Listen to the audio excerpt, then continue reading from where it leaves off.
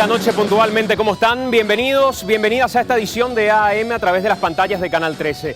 Política y narcotráfico es una alianza para nada reciente. El hecho de hablar de Neneco, de Vilmar Acosta, que sea intendente de una localidad como Upejún y que hablemos de sus vínculos como político al negocio del narcotráfico, es una situación que para nada es reciente en nuestro país.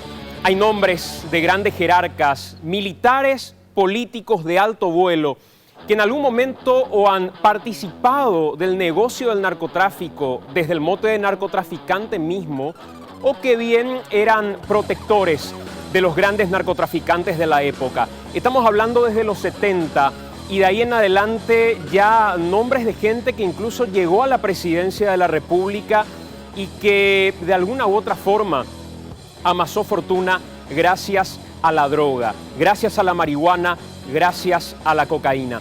A lo largo de todo ese tiempo hay varios de esos protagonistas que fueron muriendo, naturalmente por cuestiones de edad o en muchos casos a raíz del mismo negocio del narcotráfico. Esta noche en AM vamos a tener por primera vez nosotros la posibilidad de conversar con protagonistas desde el abordaje periodístico de lo que era la narración de la historia en aquel entonces del narcotráfico. Desde los 90 en adelante hablamos de gente que fue asesinada, como Rosa Rodríguez, por ejemplo, titular de la Senat, a raíz de un maletín que contenía nombres de personas vinculadas al narcotráfico y camino al despacho del presidente entonces de la República, Juan Carlos Guasmosi. Finalmente era interceptado, era asesinado posterior a esa situación y hay personas, reitero, vinculadas a cuestiones militares o vinculadas a cuestiones políticas que de alguna u otra manera se fueron sin dar explicaciones. Protagonistas de aquel entonces decían la narrativa y en un programa que fue definitivamente emblemático para el periodismo de investigación en nuestro país. Estamos hablando del Ojo. Una de sus protagonistas hoy en la presentación del programa, Menchi Barrio Canal, comparte con nosotros esta misión de AM. Menchi va a hablar con nosotros de aquellos nombres, de aquella gente que en un momento determinado ejerció tanta presión, salpicada por los nombres del narcotráfico y por los nombres de esta investigación misma, que finalmente algunas situaciones llevaron a que el programa tenga que ser levantado. Hoy vamos a conocer parte de esa historia, pero vamos a conocer sobre todo un vínculo que decía para nada es reciente, narcotráfico y política. Además va a estar con nosotros la persona que estuvo a la cabeza periodística en cuanto al contenido y en cuanto a la dirección de ese programa, el camarada Augusto Barreto, una persona que probablemente haya contado mucho, pero también de todo lo que se contó, estoy más que seguro hay cosas que en algún momento tuvieron que ser debatidas, si valían o no la pena terminar mostrándolas como llegaba hasta la producción. Ese es el menú que tenemos esta noche para ustedes, con nombres y apellidos de altos jefes militares y altos representantes de la política paraguaya, desde los 70 a hoy, ligados al narcotráfico. Hacemos la pausa, a la vuelta del corte, narcotráfico y política, en esta edición de AM.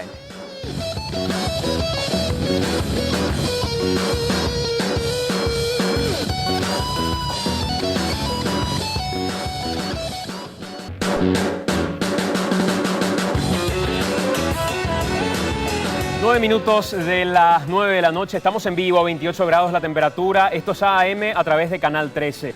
Menchi Barrio Canal, bienvenida a Canal 13. ¿Cómo estás? Muchas gracias, Santi. Bueno, un placer acompañarte esta noche y volver a una vieja casa, aunque me perdí hoy para llegar, pero bueno, fueron muchos años en Canal 13. ¿Desde este mismo lugar hacías el Ojo? Desde este mismo lugar, pero no acá mismo, Augusto, no, era más para allá. Sí. Había un depósito raro por ahí, ahí nos metíamos. Augusto Barreto, director periodístico del Ojo. ¿Cuántos años pasó del Ojo, Menchi? Y mira, nosotros arrancamos con el Ojo en el 93, Augusto todavía no estaba en el 93, lo producíamos con Alta Producciones y lo emitíamos por Canal 13. Y en el 90 y fines del 93 empezamos ya a hablar con Augusto porque yo le decía a la gente de Alta, si vamos a continuar con esto, tenemos que ir ahondando, no podemos quedarnos porque tocábamos temas como generales de corrupción, pero sin señalar cuestiones puntuales con nombres y apellidos. Entonces yo le decía, si vamos a avanzar, tendrán que aparecer los nombres y los apellidos. Entonces ahí se me ocurrió llamarle al camarada Barreto. Empezamos a tocar temas más generales. Generales, propiamente generales.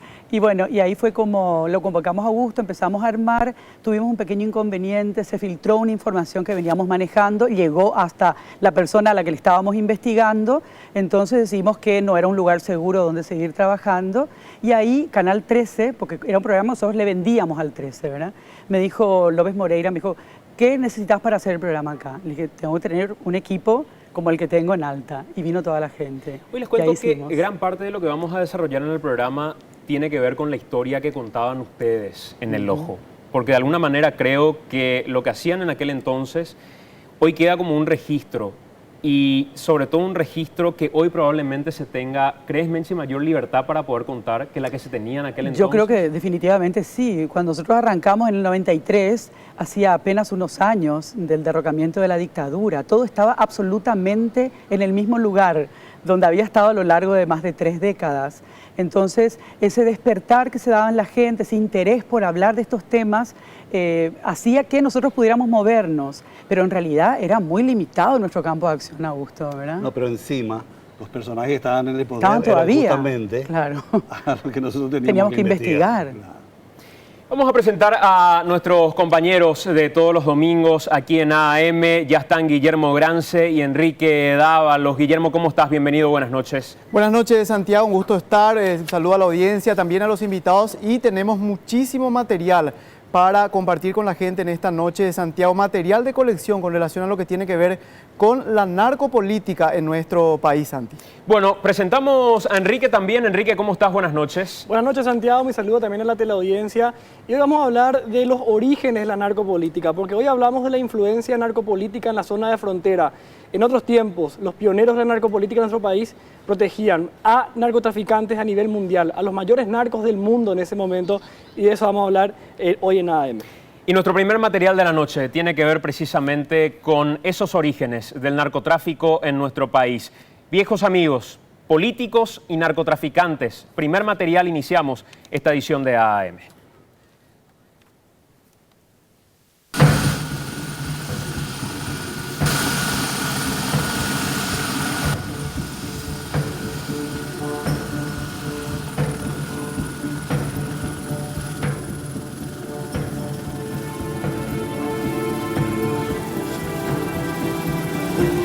El narcotráfico es un negocio demasiado apetecible para las mafias que operan en nuestro país. La combinación importante de muchos factores confluyen para hacer atractivo este negocio.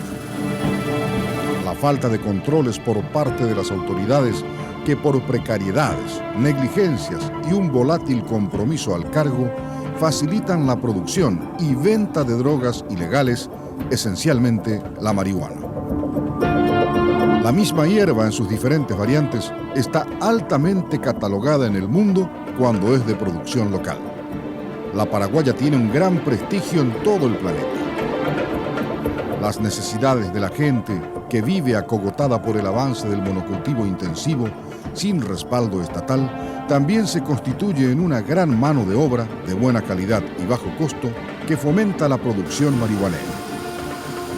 Como el negocio es ilegal, en teoría, las ganancias que reditúa el proceso de producción de esta droga es extraordinariamente ventajosa para aquel que apuesta por esta inversión. En lugar de arriesgar un capital en sésamo, chía o producción de consumo familiar, se apuesta por esta hierba que tiene alta demanda y que se paga en efectivo. Derivado de estas ventajas, el estatus y el respaldo social que brinda la posibilidad de disponer de recursos económicos es otro de los beneficios indiscutibles del cultivo de la marihuana en nuestro país. El negocio del narcotráfico aumentó en los últimos años, pero tiene sus orígenes décadas atrás. Durante el gobierno del general Alfredo Stroessner, la mano dura no solamente alcanzaba a los opositores, sino que determinaba quién se encargaría de ciertos negocios, incluyendo los que estaban al margen de la ley. Uno de los principales acusados de esta práctica era su consuelo, el general Andrés Rodríguez, quien finalmente sería el responsable de su derrocamiento. Incluso existe un antecedente muy curioso que potencia esta hipótesis. En la década del 70 se prohibió la entrada al país de la revista Selecciones, que en algunas publicaciones de aquel tiempo le dedicó un gran destaque al tráfico de drogas desde nuestro país, teniendo a Andrés Rodríguez como protagonista principal.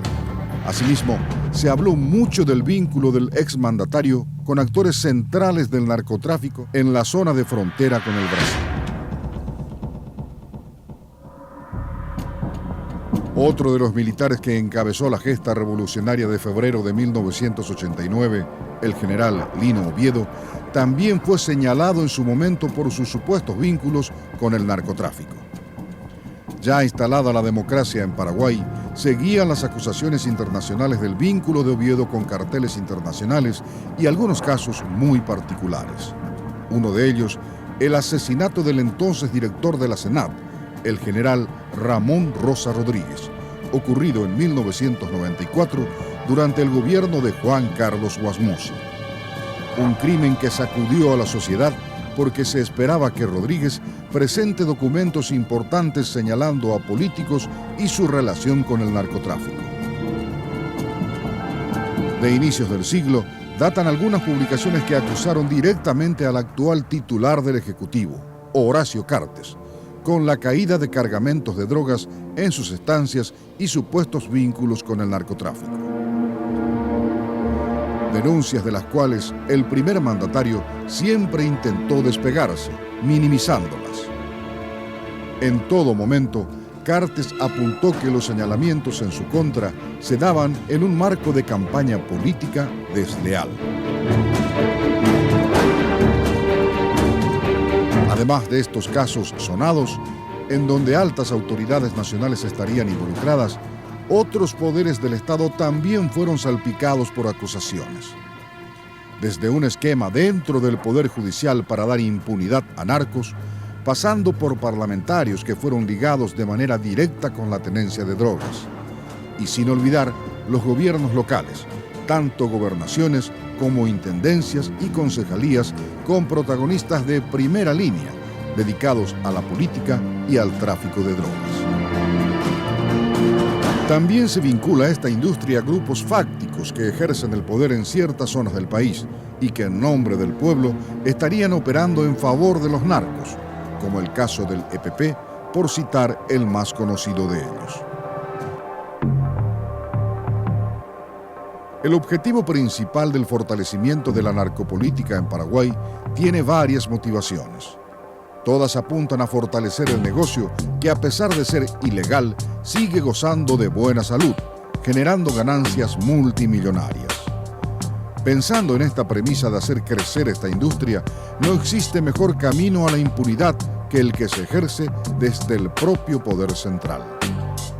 Aprovechando las ventajas de una débil democracia que solamente exige el ejercicio legal de las votaciones, sumado al dinero fácil del narcotráfico, se compran voluntades, se digitan candidatos, se instalan autoridades y se hace crecer el esquema de poder, con el plus de hacerlo desde la plataforma de representatividad popular.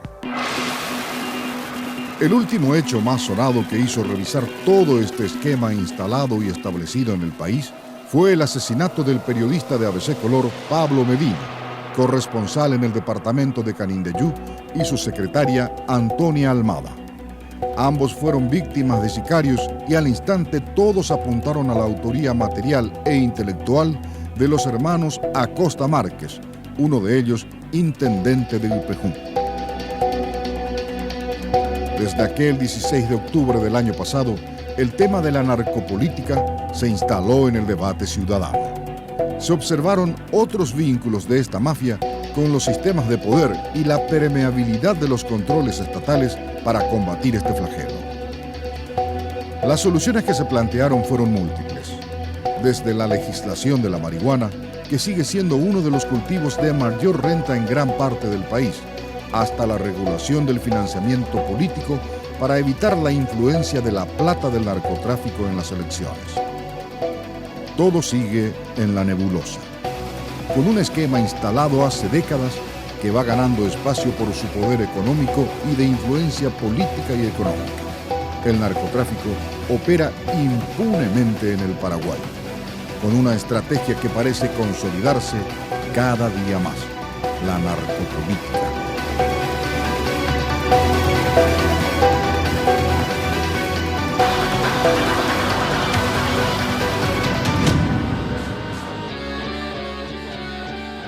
Probablemente son nombres que en muchos casos formaban parte de reuniones de producción, formaban parte de los programas que presentaban aquí en el 13 con El Ojo. ¿Qué te recuerda el escuchar de nuevo esos nombres, Menchi? Bueno, muchas cosas, muchas emociones encontradas también, Santi, porque yo recuerdo cuando Augusto me plantea uno de los primeros temas que íbamos a investigar en ese año de 1994, que era el famoso caso Parque Kue, y yo estaba fuera del país con la familia, y entonces me acuerdo que Augusto me llama por teléfono y me dice, ya veníamos hablando del tema, y me dice, mira, men, el principal protagonista de este caso, el principal testigo de todo esto, va a hablar solamente si habla contigo, si no, no va a hablar. Entonces fue como meterme en un brete, ¿verdad? Porque yo sabía lo que eso significaba, y fue un tiempo de definiciones, de dudas. Amanecía un día y decía que sí, que lo iba a hacer, pero después me planteaba de vuelta qué iba a implicar enfrentar ese tema, esa realidad, con todos los miedos que automáticamente aparecían, ¿verdad? Yo creo que sería irreal e hipócrita de mi parte decir que no lo sentí muy fuertemente, sobre todo porque además yo ya no era una persona que tenía una vida solitaria, estaban de por medio mis hijas que todavía eran chiquitas y tenía que pensar en ellas. ¿Por qué lo hacías, Menchi? Lo hacía porque sentía que si yo podía hacer ese vínculo para empezar a debatir un montón de temas que hasta ese momento eran un tabú en la sociedad, y si yo podía ser esa persona que facilitaba de alguna manera que esos temas salieran a la luz pública, porque había suficiente confianza en lo que estábamos haciendo, porque había credibilidad en cuáles eran, digamos, los objetivos que teníamos de hacerlo, entonces no tenía posibilidad alguna de eludir esa responsabilidad. Lo sentía así, y por eso fue que tomé la decisión de hacerlo y de llevar adelante aquel programa que nos trajo, obviamente, sin número de dificultades, ¿verdad? De problemas. De problemas. ¿Qué problemas les trajo El Ojo, Augusto? El primer problema, por ejemplo, lo del Parque Kue, que esperamos 5 meses para largarlo al aire. El programa nosotros lo habremos grabado en mayo, más o menos, por ahí, sí. Y lanzamos el 19 de septiembre, e incluso ya planificando que al día siguiente nosotros salíamos del país. Pero no era un problema que tenía que ver con cerrar la historia. No, no, ya teníamos la historia estaba cerrada. Habíamos hecho el recorrido incluso que había hecho el piloto. Fuimos a Bolivia, recorrimos todos los lugares donde él estuvo, porque al comienzo el piloto negaba que haya sido él, pero cuando nosotros empezamos a tener toda la documentación que fuimos obteniendo, su pasaporte con sello de ingreso a Bolivia, el hotel donde había estado, el nombre figuraba, entonces no había forma tampoco de que él niegue que haya era sido. eludiendo. Claro. ¿Y por qué se dilató tanto la salida? ¿Por qué pasó tanto hasta Y porque que...? estábamos un poco asustados, Sí. esa es la verdad. Nos temblaban las piernas al comienzo. No era fácil, acordate, en 1994, Wasmosy en la presidencia, incluso cuentan, no tenemos tampoco la certeza en relación a esto, que el día que finalmente se emitió el programa hubo una carajeada muy importante al presidente de la República porque de alguna manera se permitió que ese programa saliera al aire. ¿Cómo ejercían influencia desde aquel entonces en la política? Sabiendo que probablemente antes los vínculos entre propietarios de medios de comunicación o periodistas de otros rubros generaba como que cierta cercanía. ¿Cómo ejercían presión en aquel entonces, Augusto? Ejercía presión, por ejemplo, sobre los auspiciantes. Eso era directo, permanentemente. Sí. Pero había otro tipo de presiones que para nosotros eran indirectas porque, por decirte, nosotros conseguimos que el supuesto asesino de Ramón Rosa Rodríguez aceptara hablar con nosotros. Él acepta hablar con nosotros. No nos dejan entrar al cuartel donde él estaba. Conseguimos una orden judicial para que se nos deje entrar y Wasmosy se opuso. Así mismo fue. El comandante, el jefe negó. Es decir, el poder ejecutivo era más poderoso que el poder judicial. contradijo una orden judicial. O sea, era el propio Guasmosi El propio en aquel Guasmosi, entonces. Guasmosi era, Juan Carlos Sí. Guasmosi era. Él prohibió porque él era el comandante en jefe y él, el único que tenía autoridad para negar. cuál fue la Estábamos en la prohibido? puerta del Es más, cuartel. en la puerta nos dice en la el puerta del presidente de la cuartel. República, dice, es el presidente de la República. Él no acepta que se ¿Y cuál era la excusa para que él prohíba? No existían excusas. Te decían simplemente, o sea, Guasmosi no quiere. era todavía la orden superior de alguna manera, Santi. O sea, eso seguía rigiendo en Paraguay. Si hoy, 25 años, bueno, un poquito menos, 21 años después de eso, las cosas todavía siguen siendo bastante confusas en cuanto a las atribuciones de los poderes del Estado, calculá en ese entonces. Me ¿verdad? decía gente de la Senat, Neneco es nadie, políticamente Claro, hablando, claro, un dentro de la pelele. estructura, un pelele. Es un pelele. Dentro de la estructura del narcotráfico, que se dejó llevar más que por lo racional, por lo emocional, mató a Medina y complicó el negocio del narcotráfico para él, para su banda y para toda la zona. Pero los grandes nombres partían desde presidentes de la República en el momento en que ustedes investigaban los hechos de narcotráfico. Era gente muy poderosa, Augusto. Claro, pero además, ni siquiera en aquella época en que ellos operaban, existían pistas clandestinas. Una pista operaba en Santa Elena, al lado de la ruta. Era la propiedad del general Patricio Colmán, el comandante del Regimiento de Infantería 14, RI 14. Otra pista funcionaba, era la pista de Barreto Sarubi. En Hernandarias. Claro. ¿verdad? Una pista que era propiedad de un dirigente febrerista de apellido Melgarejo, a quien asesinaron y le despojaron de su propiedad. tierras. Y esa propiedad terminó en manos de quién? En manos de la esposa del general Andrés Rodríguez. Hasta hoy reclaman los familiares de la familia Melgarejo, del muerto Melgarejo, que se le devuelva la propiedad. Ese expediente está cajoneado hasta hoy en el Poder Judicial. En la Corte está cajoneado ese expediente. Queremos hacer un recorrido con Enrique Dávalos de esta historia del narcotráfico y arrancamos desde los años 70, porque desde ahí de alguna u otra manera empezamos a recoger registros de estos vínculos entre política y narcotráfico. Enrique, vamos nuevamente con vos.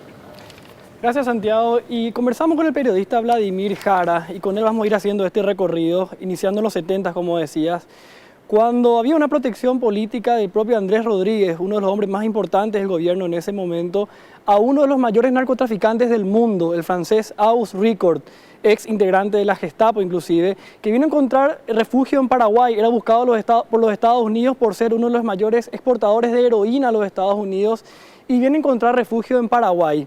Fíjense en esta historia que inclusive conlleva una censura muy grande porque el Washington Post en 1973 publica cuál era la relación entre Rodríguez y Auguste Ricord y la protección que le daba la política en Paraguay a uno de los mayores narcos del mundo. Esa publicación llega a Sudamérica a través de la revista Selecciones y en nuestro país se prohíbe la publicación y la comercialización de esta edición de la revista. Más allá de la información que se publicó en la revista Selecciones, está el testimonio de un agente de la policía que era entonces uno de los principales investigadores de inteligencia. Y él le involucró a muchos políticos con Auguste Ricord. Auguste Ricord era un ciudadano francés que se instaló a fines de los años 70 en Paraguay y que ofreció el negocio del tráfico de heroína, parte de la ganancia a cambio de protección del Estado paraguayo. Y ahí, según este agente de policía, estaban involucrados Andrés Rodríguez, estaba involucrado el propio Alfredo Stroessner, el exministro Montanaro, estaba involucrado Pastor Coronel, que era jefe de investigaciones, el general Brites Borges, que era jefe de la policía de la capital, es decir, los hombres fuertes del gobierno. Seguro me estoy olvidando de algunos, pero era el régimen en cuestión. Ricord solamente fue detenido en Paraguay porque hubo un ultimátum del gobierno de Estados Unidos. Vino aquí inclusive gente del FBI y gente de Relaciones Exteriores de alto nivel del Departamento de Estado y se entrevistaron con el propio Stroessner y le dijeron: vos si no nos entregás esto vas a estar en serios problemas.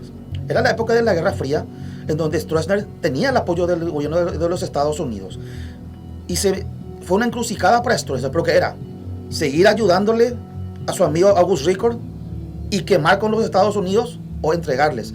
Era el principal narcotraficante para Estados Unidos en la época, el principal problema para Estados Unidos, porque fue el que inició el tráfico de heroína hacia Estados Unidos, primero desde Europa y luego desde Paraguay. Entonces viene la orden de Stroessner que sí o sí hay que agarrarlo a August Ricord, quien para entonces ya había sido alertado y ya se había escapado. Se había ocultado mejor, ¿verdad? Y fue este policía de quien te digo, el que había conseguido su detención. La relación entre Fat Yamil y Andrés Rodríguez, a priori, amistad. Hay fotografías en donde se los ve a él, a Andrés Rodríguez. Tengo entendido que también al empresario, un empresario de apellido Mendoza.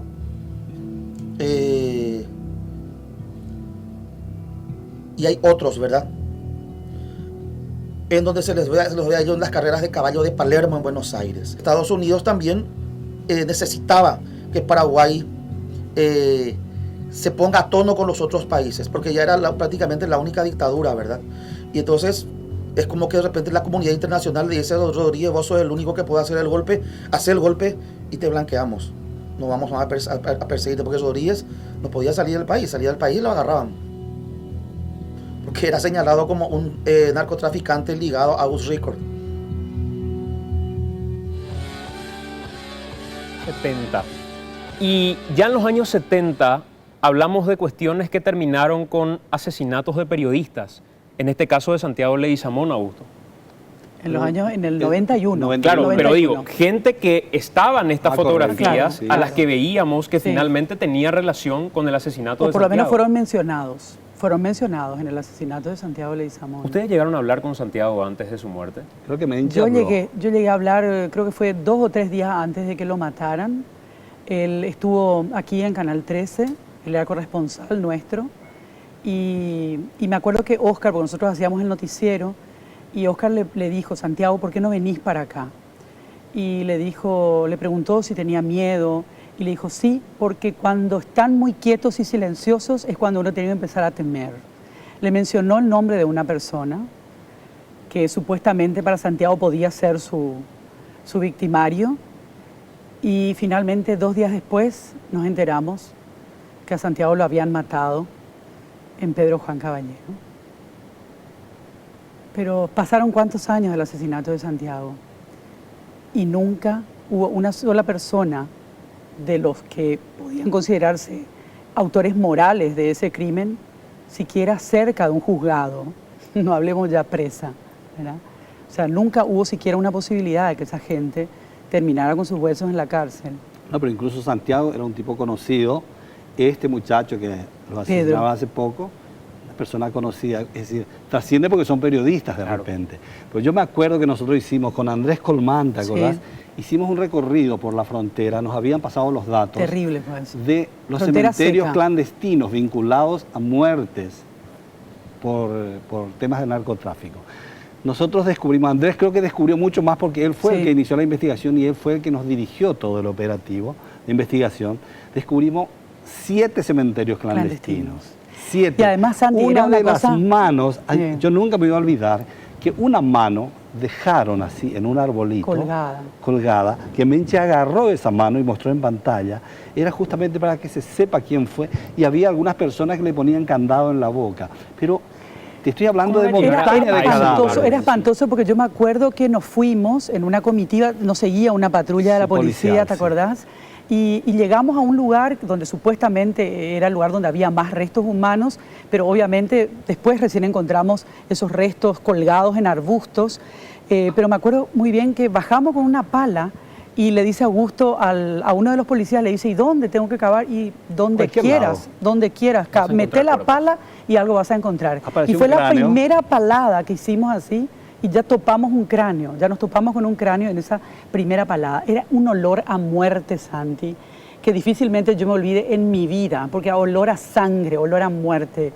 Era un descampado, pero estaba ahí nomás, cerca de Pedro Juan Caballero. Claro, todo a lo largo de la frontera, esa franja que no es ni Brasil ni Paraguay. Claro, es la tierra de nadie. Muertes que nunca fueron esclarecidas. Nadie sabe quiénes son. Nombres que nunca trascendieron. En aquel momento, mira la cifra que te voy a decir, es demencial. En aquel momento nos pasaron el dato que semanalmente, es decir, los fines de semana había un promedio de 23 muertos, 23 cadáveres por cada fin de semana, por ajuste de cuenta. Eso nunca trascendía. Lo que están diciendo me remonta a lo que en instantes le vamos a mostrar de una conversación que tuvimos en Villa de Gatimí con el intendente de Villa de Gatimí, Sí. que nos dice algo muy parecido a lo que ustedes están contando en este momento, vivían en aquel entonces. Sí, que fue también el de la famosa frase, no le saquen el biberón a los campesinos, en el sentido de cortar los cultivos de marihuana, ¿verdad? Eso, en esos términos se refirió el intendente de... Vamos nuevamente con Enrique. Estamos recorriendo la historia del narcotráfico y la historia de la narcopolítica en Paraguay, y lo estamos haciendo con gente que tuvo la posibilidad de contar y registrar en aquel entonces el negocio de los políticos con el narcotráfico, un negocio más vigente que nunca hoy por hoy en nuestro país. Enrique, vamos nuevamente con vos. Y vamos hasta la década de los 90 y vamos a hablar del hombre que fue tal vez más influyente en esa década. Hablamos de Lino César Oviedo y la protección que daba al narcotráfico en esa época. El escritor Aníbal Miranda menciona en uno de sus libros los informes de la CIA con respecto a las reuniones que tenía Lino Oviedo con grandes narcotraficantes de Paraguay, con grandes narcotraficantes de Colombia inclusive, y los cuestionamientos que tenía la CIA respecto a la fortuna de Lino Oviedo, teniendo en cuenta los orígenes humildes del general Oviedo. ¿Qué influencia tenía Lino Oviedo con respecto a los narcotraficantes en aquella época? Nos decía Vladimir Jara. La vinculación de Oviedo con el narcotráfico, yo concluí que era protección. Él tenía sólida amistad también con Fat Yamil y con su clan. Es más, en la primera época en que Oviedo fue perseguido por Guasmosi ya para ser apresado, se sabía que él estaba protegido por Fat Yamil en Punta Porá, que incluso estaba viviendo en el Hotel Casino Amambay, en Pedro Juan Caballero, que es propiedad de los Yamil. Lo que se sospecha de Lino Oviedo es que él, a partir de su influencia como hombre fuerte del gobierno en época de Rodríguez y después de Guasmosi, que él daba protección, daba autorización, daba territorio, permitía que haya carreteras libres para el tráfico, a cambio de tributos. Yo no le veo a Lino Oviedo encargándose él y su gente de embarcar 1 kilo, 2 kilos, 100 kilos, 20 kilos, 1000 kilos de cocaína para enviar. Yo no creo que él estuviese en esa estructura. Él estaba más en la estructura del poder, y el poder, la posibilidad que te brinda la posibilidad de protección. Yo, en compañía de un compañero de trabajo de entonces, con Cándido Figueredo, juntos lo entrevistamos a Fernandinho Beiramar en su lugar de reclusión en Brasilia. Y él, entre una que otro momento de diálogo, de entrevista, entre diálogo informal y nuevamente que quería que le estábamos grabando, entonces él señala en un momento dado que él es colorado y que admiraba y quería mucho a su amigo Lino Oviedo.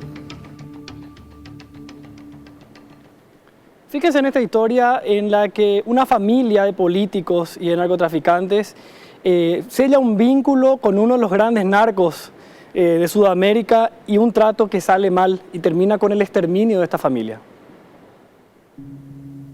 Hay otro caso que es casi desconocido, que estamos hablando de inicio de los años 2000, cuando Fernandinho Beiramar, Luis Fernando da Costa, viene y se instala en Paraguay huyendo de Brasil. Se instaló en Capitán Vado.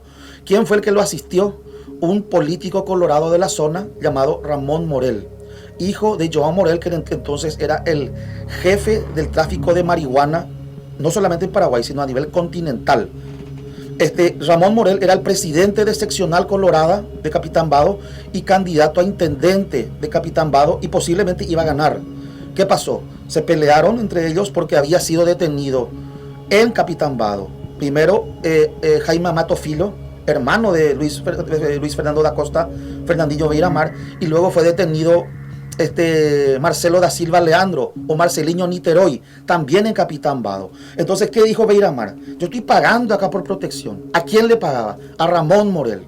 Y le pagaba para el fiscal de turno, para el ministro de la Senat de turno, para el jefe de la DINAR de turno, para la policía de turno, para que no le molestara a nadie. Igual venían a capturar a su gente. ¿Qué concluyó Beiramar? Que Ramón Morel, el presidente de seccional colorada y futuro intendente, se quedaba con el dinero que era para la coima para las autoridades. Lo hizo matar a Ramón Morel y a su hermano Mauro Morel. Al papá lo tomaron en Brasil, Beiramar lo persiguió hasta la cárcel de Campo Grande, donde ahora está Vilmar Nego Acosta, y allí también lo hizo matar a través de otro preso. Varios casos sucedieron en 1985, también en los 90 que mencionaban nuestros invitados recién acá, y llegamos al 1994, cuando Juan Carlos Guasmosi era presidente de la República, Lino Oviedo era una persona muy influyente, también había una influencia política de la Embajada de los Estados Unidos en ese momento. El general Ramón Rosa Rodríguez era el titular de la Senat, estaba haciendo algunas investigaciones con casos que ya venían del 1990, y tenía una carpeta que estaba preparando respecto a los nombres de la política de narcotráfico en nuestro país. Esa carpeta tenía que presentar el 10 de octubre al presidente Juan Carlos Guasmosi.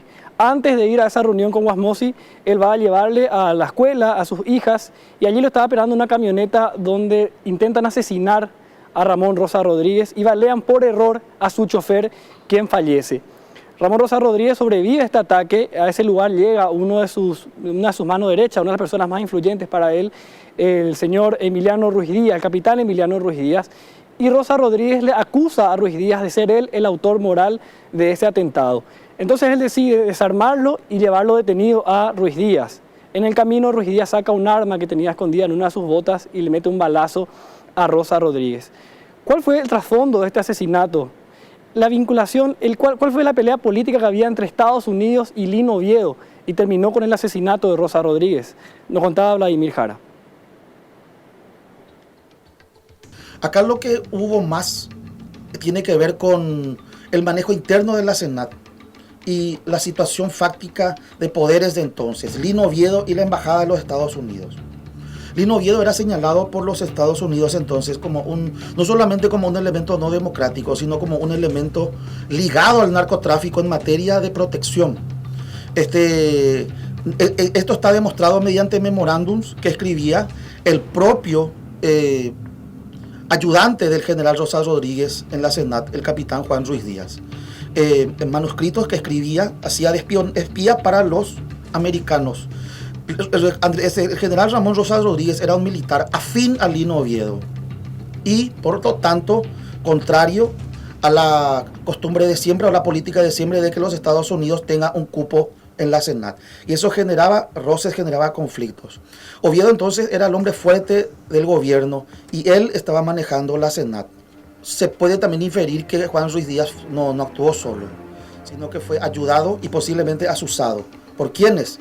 Por la gente que estaba entonces en la Embajada de los Estados Unidos. Posiblemente eran gente de la Senat misma.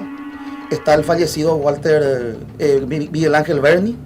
Están dos agentes de la DEA, Carlos Walters y Robert Riddler, quienes llamativamente luego de la muerte de Rosa Rodríguez fueron rápidamente evacuados de aquí y llevados a cualquier otro destino. El combate al narcotráfico fue el detonante de la muerte de Ramón Rosa Rodríguez. Una pulseada entre la Embajada de los Estados Unidos y el general Lino Oviedo. Menchi, ¿qué recordás de toda esta historia recapitulada en pocos minutos? Mira, ahora que estaban planteando el tema del general Ramón Rosa Rodríguez, a nosotros nos pasó algo muy curioso. Nosotros el 19 de septiembre del 94 emitimos aquel programa de Parque Cue. Sí. Creo que fue una semana después, más o menos, que una persona que estaba dentro del canal, que tenía contactos con el poder, se acerca y me dice: Menchi, hay una persona que quiere hablar con ustedes porque me dijo que ustedes tienen la mitad de la historia de Parque Cue y él les puede completar. Él tiene la otra parte. Y le digo: ¿quién es esa persona? El general Ramón Rosa Rodríguez. Te estoy hablando de fines de septiembre, a él lo matan el 10 de octubre. Sí. Entonces le digo, bueno, le llamo al camarada, le digo: mira, pasa esto. Me dicen que el general Ramón Rosa Rodríguez, y además me acota, me dice, tanto él como su ayudante, el capitán Emiliano Ruiz Díaz, quieren conversar con ustedes. Nosotros no lo pudimos concretar inmediatamente y estábamos investigando alguna cuestión que nos llevaba, me acuerdo de ese día 10 de octubre, en un avión monomotor a la zona de Caaguazú. El día que mataron a Rosa Rodríguez. Nosotros estábamos aterrizando en el aeropuerto de Caaguazú cuando escuchamos en la radio del avión: asesinaron a Ramón Rosa Rodríguez, supuesto autor del asesinato, capitán Emiliano Ruiz Díaz. ¿Qué se dijeron en ese momento? Las dos personas que supuestamente tenían toda la información y que querían conversar con nosotros. E incluso posteriormente, también cuando llega el interés del capitán Ruiz Díaz, ya en prisión, como no pudimos hablar con él, nosotros directamente, nosotros hicimos un operativo que puede ir contra todas las creencias religiosas, pero a veces uno apela a ciertos métodos, pues nosotros somos periodistas, no somos ni sacerdotes, ni monjas, ni nada. Hicimos una negociación con gente de la iglesia, con la alta jerarquía católica, a través de, hoy podemos comentar, porque pasaron tantos años, a través de la señora Cristina Osnagui, nos reunimos con la gente del episcopado y negociamos para que el padre Jorge Palca llegara hasta el capitán Ruiz Díaz, le tomara una confesión y se grabara la conversación. Una confesión.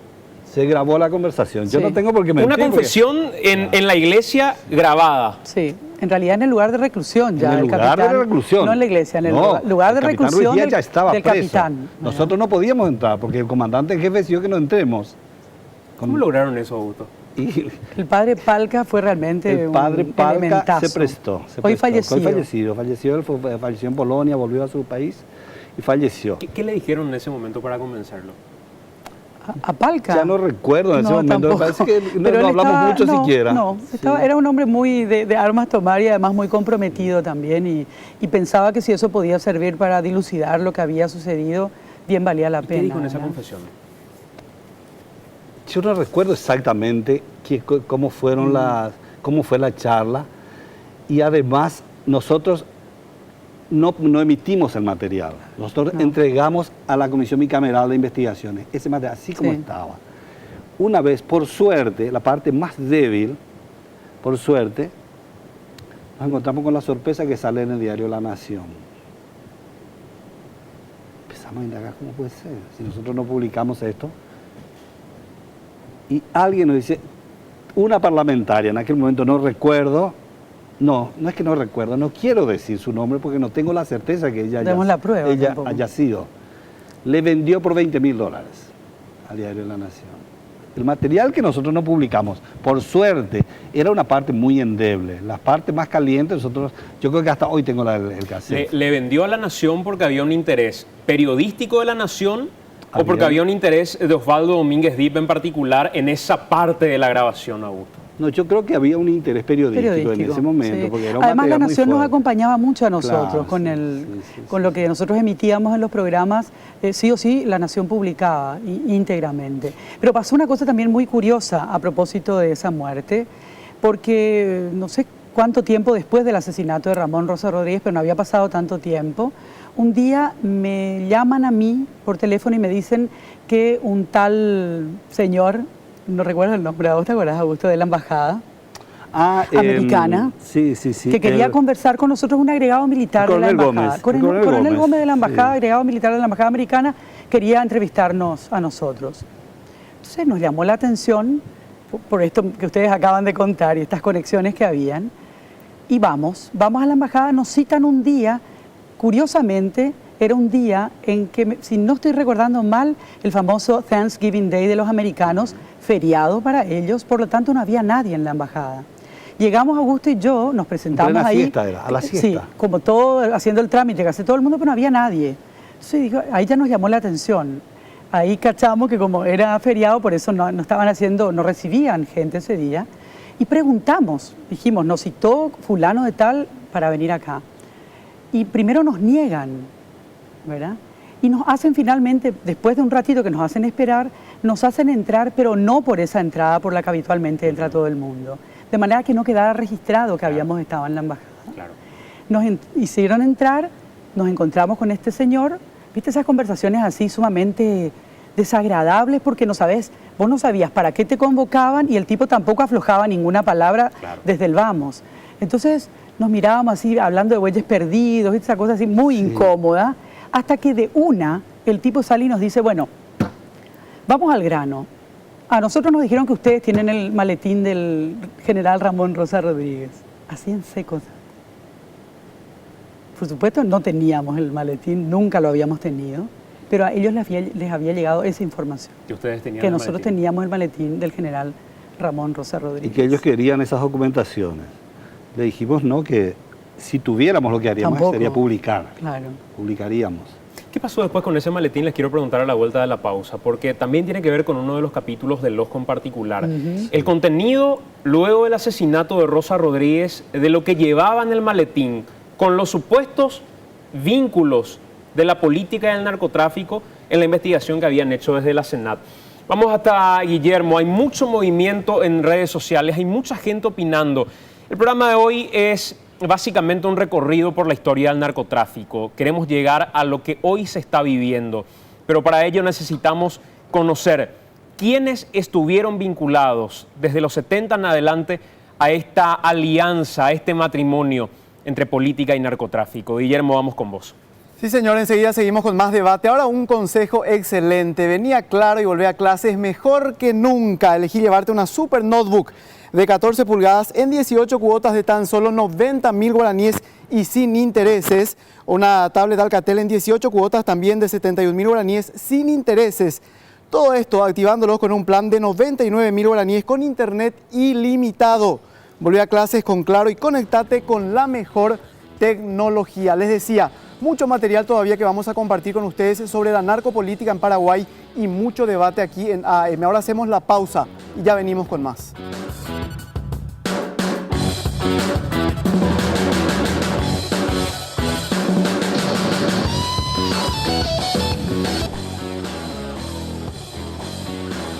Continuamos en vivo, estamos a través de Canal 13, esto es AM.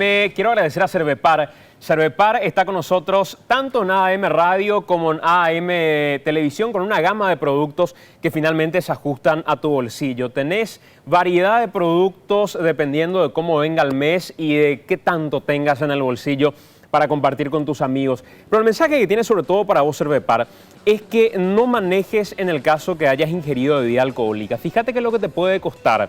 En una noche en que hayas ingerido bebida alcohólica y hayas manejado, la multa con la PMT o con la policía caminera es lo que te puede costar el taxi de todo un año saliendo los fines de semana con los amigos. Así que toma la mejor decisión. Ese es el mensaje que Cervepar tiene para vos. Deja tu vehículo en tu casa. A veces se conflictúa eso del conductor designado porque también el amigo que estaba como chofer designado quiere compartir en la ronda y es un legítimo derecho que tiene. Así que mejor deja tu vehículo en tu casa. Móvete en taxi y, por supuesto, disfruta este y todos los fines de semana con Cervepar en tu ronda de amigos. Gracias, Cervecería Paraguaya, por estar con nosotros en AM Radio, de lunes a viernes de 14 a 16 y en AM Televisión. ¿Qué tenía el maletín? ¿Qué tenía el maletín que llevaba Rosa Rodríguez? Después de 20 años lo vamos a decir. ¿Qué tenía el maletín? Nosotros nunca supimos qué es lo que exactamente. tenía el maletín. Nosotros accedimos a unos documentos que nos dijeron que eran del maletín. Que justamente yo recuerdo que tuvimos un gran encontronazo con mi amigo Vladimir Jara, porque ellos empezaron a hacer una campaña muy fuerte desde ABC. Entonces, un día Mario Orsinoli, que era uno de nuestros compañeros, dice, vamos a grabarle, y le grabamos a Vladimir Jara, porque no era un trabajo, lo que hacía no era un trabajo periodístico. Era una operación política. Nos llamaba todos los días, no publicaba nada, pero todos los días bajaba la caña e inventaba informaciones. Él sabe eso. Yo lo puedo decir porque es así. Y yo me acuerdo que incluso tuvimos un problema con el sindicato de periodistas, que por qué yo tenía que grabar a un periodista, porque yo no le estaba grabando a un periodista, estaba grabando a alguien que estaba haciendo una operación política. ¿Y para quién operaba Vladimir? ¿Para qué? ¿Para quién operaba? Eso habría que preguntarle a él. En el momento en que nosotros le grabamos las conversaciones y yo empiezo a tirarle la lengua, él dijo que él estaba cumpliendo órdenes de su colillo. Eso dice en la grabación. Yo tengo hasta hoy la grabación. Y en el sindicato de periodistas nos dijeron para reunirnos porque teníamos que arreglar. Y le dije yo que yo no tengo nada que arreglar con él. Nada, nada. Para mí él no era un periodista y otro periodista que nos íbamos a reunir. Nosotros hacíamos un trabajo periodístico, él estaba haciendo una operación política. Entonces, nunca más pisé en el sindicato de periodistas. Desde ese día, porque yo ese tipo de acuerdos yo no hago. ¿Y volviste a hablar con Vladimir? 1000 veces hablé. Porque con el tiempo uno se olvida de las cosas, pero cuando entramos a tratar temas rigurosamente hay que contar las cosas. Claro, yo no tengo por qué esconderme de nadie. Yo siempre fui muy transparente, ni polarizado usé jamás, porque no tengo de quién esconderme. Y esa grabación hasta hoy yo tengo, les puedo proveer, él va a reconocer su voz porque él sabe que es así. ¿Y qué te decían esas grabaciones? Y me preferiría escucharlo bien porque pasó mucho tiempo y puedo olvidarme. Pero la idea de grabar fue de Mario Orsinoli, que era uno de nuestros periodistas, porque yo hablaba, todos los días me llamaba la atención, nos llamaba todos los días, nunca publicaba una sola línea de lo que decíamos. Publicaba, y cuando yo le empiezo a tirar la lengua me dice, bueno, pero no es que todo lo que sale yo escribo yo. Y le digo yo, pero si vos te haces responsable, vos nos llamás a nosotros por ese tema. Y me dice, sí, bueno, yo te voy a contar la verdad, me dijo, esto se escribe en la dirección, esto que se publica acá se escribe en la dirección. Voy a buscar la grabación y les voy a proveer para que ustedes escuchen y no se queden con mi versión. Claro, porque por ahí ustedes pueden decir, este está delirando. No, yo les voy a hacer escuchar porque a mí me gusta mostrar pruebas de las cosas que digo. Eso tenía que ver con, esa situación con Vladimir, tenía que ver con el origen de los documentos que estaban supuestamente dentro de ese maletín. Eso mismo. ¿Y qué nombres tenían esos documentos? A nosotros no nos consta, porque a mí no me trajo nadie el maletín. Es más, nosotros contamos al juez dónde están esos documentos. El día que yo voy a declarar, y que incluso me dice a mí mi abogado en aquel momento, el doctor Tuma, me dice, en último caso, se puede negociar eso de los nombres. Le dije, no, yo no negocio nombres. Mi fuente es sagrada y yo voy a la cárcel por mi fuente. Y sí les Muchas dije, veces hubo esa los presión para que documentos están fuentes. en el tercer piso del Ministerio de Defensa. Si ustedes quieren, yo les llevo y ustedes ven dónde están los documentos. Y otro documento está acá mismo en el Poder Judicial. Y yo les dije dónde estaban los originales de esos documentos. Y me aprestaban a mí para que yo entregue el original. Yo no tengo los originales. Nosotros nos encontramos con Menchi, con el señor que nos entregaba los documentos en la Plaza Boquerona, ahí cerca de la casa de Menchi. Sí. Era un militar de inteligencia. Nosotros, obviamente, yo no voy a revelar, jamás, ¿quién me dio? Yo no voy a revelar. Pero era gente de inteligencia. Era gente de inteligencia, gente de inteligencia. ¿Qué nombres tenían esos documentos? Fayamil, Andrés Rodríguez. Los de siempre, los de Santi. siempre. Los de siempre, no había ninguna novedad en ese tema. Ninguna novedad. Andrés Rodríguez, Fayamil, Lino Oviedo. Lino César Oviedo. Barreto Sarubi. Por ejemplo. No recuerdo quién más. ¿Por qué mataron a Rosa Rodríguez si no había ninguna novedad en todo lo que contenía ese maletín? Lo que pasa es que realmente no sabemos qué había en el maletín. Sí. O sea, podemos tener una idea, un aproximado, pero no sabíamos exactamente todo lo que había. Si yo me guío por lo que esa persona me dijo unos días antes de que lo mataran, a Ramón Rosa Rodríguez, que él completaba la historia, que así como nosotros la habíamos planteado, era solo la mitad, y que él completaba la historia, yo puedo inferir que en ese maletín estaba esa historia completa de Parque Cue, con alguna otra prueba más. Con el equipo de AM volvimos hasta el lugar donde la narcopolítica asesinó a Pablo Medina, el periodista corresponsal del diario ABC Color. Guillermo tiene más detalles con respecto a ese trabajo que hicimos en la zona de Villa de Gatimí. Guillermo, vamos con vos. Así como lo decía Santiago, el equipo de AM volvió hasta Villa de Gatimí, el lugar donde fueron asesinados Pablo Medina, Antonia Almada, al departamento de Canindeyú, el segundo departamento de mayor cultivo de marihuana en nuestro país. Además de conocer la realidad en la que tiene que vivir, en la que tiene que sobrevivir la gente en ese lugar, conversamos también con el intendente José Martínez y nos cuenta cómo tienen que hacer para sobrevivir día a día sus 20.000 habitantes en Villa Gatimí y también quién era Neneco, quién era Vilmar Neneco Acosta, lo conocía como colega intendente y nos cuenta su realidad y sobre todo sobre los manejos que tenía este hombre que hoy está siendo acusado de ser el autor intelectual de la muerte de Pablo Medina y Antonia Almada.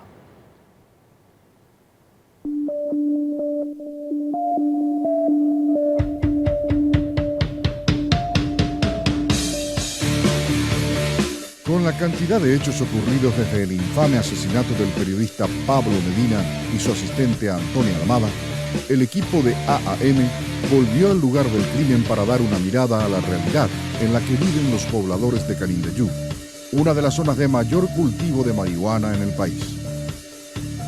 José Martínez, intendente de Villa del Gatimí, ciudad vecina al Pejú y al lugar donde mataron a Medina, explica cuál es la realidad en la que tienen que sobrevivir los 20.000 habitantes de su municipio, que en su mayoría se dedican a la agricultura, alejados del respaldo estatal, con carencias evidentes en todos los aspectos. muy difícil para los colonos porque el soja, la chía, no tiene precio. Y el otro que es el sésamo tampoco no tiene precio. Con esta lluvia se perdió más del 50%. Encima no tenemos camino. ¿Cómo salen los productos? Y a cuentagotas. Con este camino a cuentagotas. O sea, los campesinos están un poco desesperados. Eso es lo que le lleva a la mayoría de la gente a plantar la marihuana. ¿Por qué? Porque eso, como está prohibido por la ley, el camino y no hay otra producción, no hay apoyo del gobierno. Hasta ahora, sembrando oportunidades, tenemos la esperanza, hasta ahora tiene esperanza, pero hasta ahora no llega. Las declaraciones de emergencia tampoco hasta ahora no llegan. Por este mismo momento, por la gente de la SENAC que están haciendo corte masiva, bajaron muchísimo la plantación porque la gente tiene miedo y aparte planta y apenas crece y ya se le corta todo y por eso la desesperación de la gente porque acá anteriormente había mucho movimiento, pero ahora no hay nada. Los comerciantes vienen, los macateros vienen y no venden nada porque producción ahora es época de producción de chía y de sésamo y no tiene precio y el otro se le cortaron todo. Eso es lo que yo siempre le reclamo al gobierno. Que traiga, que aparezcan ya.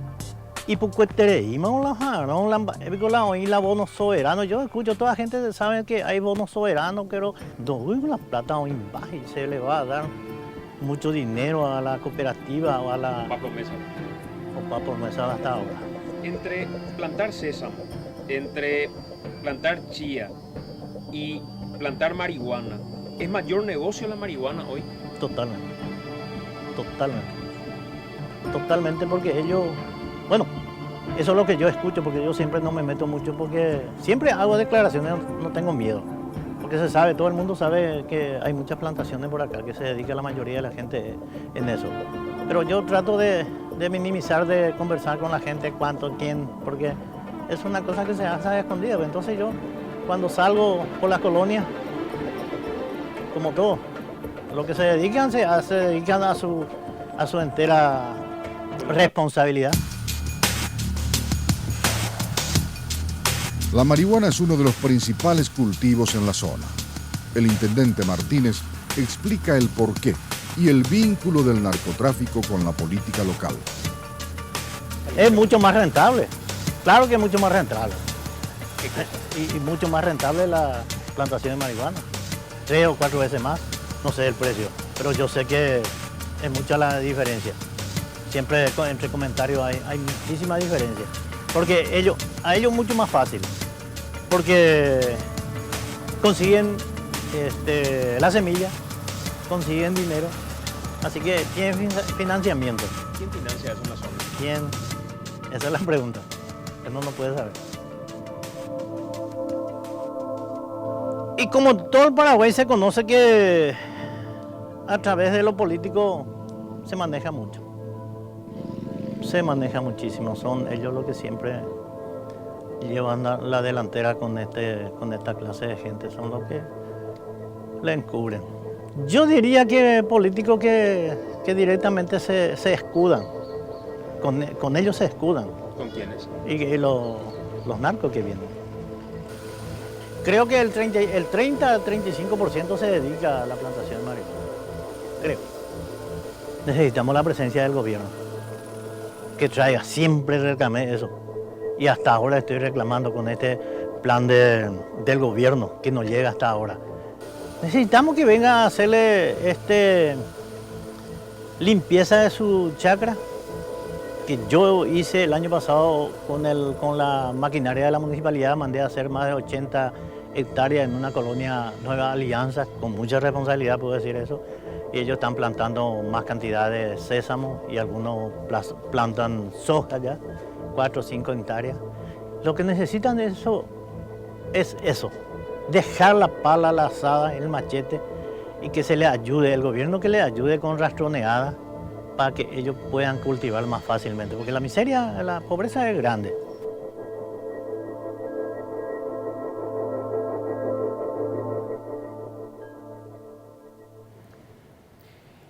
El intendente de Villa Agatimí es el único, y lo hablábamos fuera de micrófono, es el único intendente liberal en todo el departamento de Canindeyú. En todo el departamento de Canindeyú. Pero lo que les quiero preguntar, Menchi, Augusto, ustedes fueron a esta zona en algún momento, fueron a Epejú en algún momento también. Sí, fuimos. Vos sabés que cuando veía las imágenes del avance de tu programa, dije, mira lo que es ese lugar, camino de tierra, el cartel ese que dice Bienvenida a Epejú, no cambió absolutamente nada, Santi. ¿De cuántos años pasaron más de 20 años. Más de 20 años esa gente sigue viviendo exactamente igual. Vos sabés que en estos días yo estuve escuchando unos datos que me dejaron de verdad paralizada.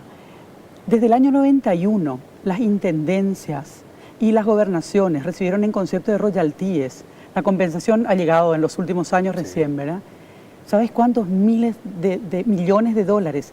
7.000 millones de dólares. 7.000 millones de dólares, ¿dónde están? O sea, los pueblos siguen tan pobres, tan atrasados.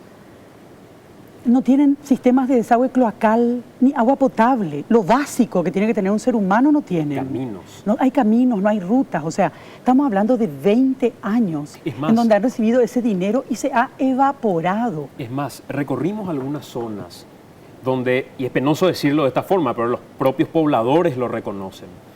El Estado llegó a construir rutas solamente para que puedan ingresar tanques. Claro. En el combate al EPP. Solamente para con que ese puedan objetivo ingresar tanques. O sea, la realidad que vive, y cuando Menchi dice hoy, luego de tantos años, el ver ese camino exactamente igual, es la muestra de una desidia que para mí no es una casualidad, porque finalmente termina siendo el caldo de cultivo para los políticos que, vinculados al negocio del narcotráfico, ven una fuente de financiación fantástica en ese lugar. Perfecta. Y siguen operando así, Augusto. Te cuento, lo que hablábamos en el receso. Nosotros hacíamos un seguimiento y nos habían pasado datos que justamente a esas bandas que se dedican, no solamente a narcotráfico, a autotráfico, a todo... Rollo tráfico era en ese momento también. Bueno, nos pasa el dato de que las armas en aquel momento que ellos usaban eran armas del ejército paraguayo. Me acuerdo que llegamos a nos habían pasado un dato concreto, un aserradero, y sí, el señor tenía el fusil del ejército paraguayo. Después nos pasaron el dato y conseguimos comprar como una ametralladora, una granada antitanque, mira, no sé, eran 5 o 6 armas poderosísimas, y nos fuimos y compramos nosotros a través de intermediarios.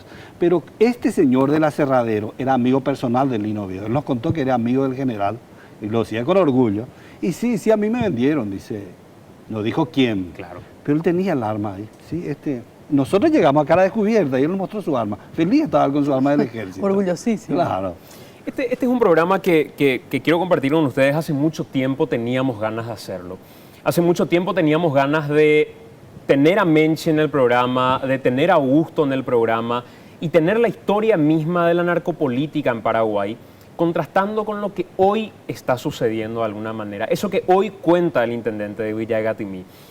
Nos hemos enterado en medio de todo este programa de curas que han sido parte de confesiones grabadas que finalmente llegaron a instancias judiciales, a instancias policiales, pero en una situación que, como todo, murió en la justicia. Y ese es otro punto que también en algún momento hablaba con Menchi y me encantaría hoy poder saber, ¿valió la pena el hacer todo esto? ¿Valió la pena el arriesgar la vida en muchos casos, inclusive en Menchi, sabiendo que quienes manejan la política o quienes manejan la justicia finalmente son los mismos que trafican? Yo creo que sí, definitivamente valió la pena, más allá de que los resultados no se hayan visto en apresamientos, ¿verdad? O en al menos juicios que hubieran de alguna manera llevado al banquillo de los acusados a aquellos que aparecían con, no sé si pruebas, pero al menos algunas evidencias de estar metidos en graves ilícitos. Independientemente de que no se hayan conseguido esos resultados, yo creo que valió la pena. Había que hablar de estos temas. Estos temas no aparecían, no estaban en la prensa tampoco, Augusto, no estaban ni en la prensa escrita. O sea, nosotros arrancamos en esos años y era la primera vez que se hablaba de estas cuestiones. Si bien pasaron 20 años y siguen matando periodistas que denuncian lo mismo que se denunciaba desde hace 20 años, porque hemos preferido mirar a un costado, hemos preferido hacer la vista gorda y minimizar la amenaza. Eso fue lo que hicimos. Pensamos que esto no iba a llegar hasta donde finalmente está llegando. Antes probablemente el narcotraficante era brasilero, ¿verdad? Y el paraguayo era el capanga, era el que hacía el otro trabajo, el de menor importancia, el de menor jerarquía. Era el nexo en muchos casos. Era el nexo en muchos casos. El paraguayo militar, que era el que protegía. Yo creo que mucha de esta gente que fue nombrado y acá, a lo mejor en su vida había 1 kilo de cocaína, pero justamente hacía el trabajo que tenía que hacer. Darles la protección para que ellos siguieran operando tranquilamente y mientras tanto se fueran infiltrando en todos los poderes del Estado, en el Poder Legislativo, en el Poder Judicial y en el Poder Ejecutivo. Eso se logró por mirar a un lado y hacer que eso no estaba pasando. Y además, como decías muy bien, vos y decía también Augusto, justamente alimentando un sistema que les convenía, empobreciendo a la gente, marginándola y haciéndola necesitar a este tipo de gente para poder sobrevivir, porque finalmente no tienen otra cosa que hacer. ¿Qué vas a hacer vos si a vos te pagan 50.000 guaraníes por cada kilo de marihuana que entregás y te van a pagar a lo mejor con suerte 6.000 por 1 kilo de chía o de cualquier otro producto que a lo mejor justo ese año, mira vos, no tiene mercado y nadie te compra tu producción? Ahí es donde viene la pregunta que creo es un tema de debate permanente. ¿Deberíamos probar con legalizar de alguna manera la comercialización, la producción y comercialización de la droga, de la marihuana en particular? Yo soy partidario de la legalización de todas las drogas, tomando en cuenta lo que fue la ley seca en los Estados Unidos. Con la ley seca había más borrachos. No es que cuando se legalizó el alcohol se volvieron todos borrachos. Yo no creo que al legalizarse se vuelvan todos drogadictos. A partir de ese momento. Además el problema no es la droga, el problema es el narcotráfico, ese componente criminal que tiene atrás. Ese es el problema. Decía Mujica, en Uruguay no pudimos combatir con armas el narcotráfico. Además, Santi, que se cambie la estrategia, porque evidentemente esta estrategia no funciona. ¿O qué cambió? ¿Qué cambió? O sea, vos seguís viendo eso que acabas de mostrarnos, kilómetros y kilómetros de plantaciones. O sea, ese sistema de represión no sirve para el objetivo, ¿verdad? Entonces, obviamente, cuando vos hablas de cambiar de estrategia, por lo menos sentate y empezá a hablar de otra cosa distinta, empezá a escuchar, porque además, cuando vos tenés a presidentes prestigiosos del mundo, o expresidentes prestigiosos del mundo, que se sientan a una mesa y dicen, señores, hay que cambiar de estrategia, algo saben. O sea, yo no soy nadie para decir qué es lo que hay que hacer, pero trato al menos de estar conectada con el mundo y ver qué opinan hoy las grandes mentes y los más lúcidos del mundo en relación a este problema que es un drama en el que se han invertido cuántos millones y millones de dólares. ¿Para qué? Menchi, ¿para qué? Decías probablemente esta gente no haya visto cocaína, no haya visto droga en ningún momento, refiriéndote a los Rodríguez, a los Lino César Oviedo. ¿Qué eran dentro de la estructura del narcotráfico? Los protectores. Lino César Oviedo, Andrés Rodríguez. Los protectores, o sea, toda esa gente con fortunas enormes en su haber, producto de su salario de militares, como dijo en algún momento Rodríguez, porque dejó de fumar, logró acumular semejante fortuna. O sea, hay cuestiones que aquí son 2 más 2 y que es muy fácil tener el resultado, que sí o sí es 4, que no me vengan con algún resultado distinto porque sí o sí es 4. Este señor, Neneco Acosta, por ejemplo, dueño y señor en ese lugar, mandando matar a quien le molestaba, porque antes del pobre Pablo también fue el ex intendente de Pejú, y hay otros sucesos en su vida también, ¿verdad? Y una complicidad de los partidos políticos, Santi, porque los partidos políticos en general han sido cómplices de estas estructuras, no han mirado lo que estaba pasando. O me vas a decir que cuando lo mataron a Pablo, se dieron cuenta de que había sido el narcotráfico, estaba involucrado en la política paraguaya. Pero por favor. Y van a seguir matando. Y van a seguir probablemente matando gente porque tiene que cambiar esto, tiene que cambiar de una vez. No puede ser que los municipios, además, en este país, funcionen porque les cae el maná del cielo. Porque en este país los municipios no funcionan per se.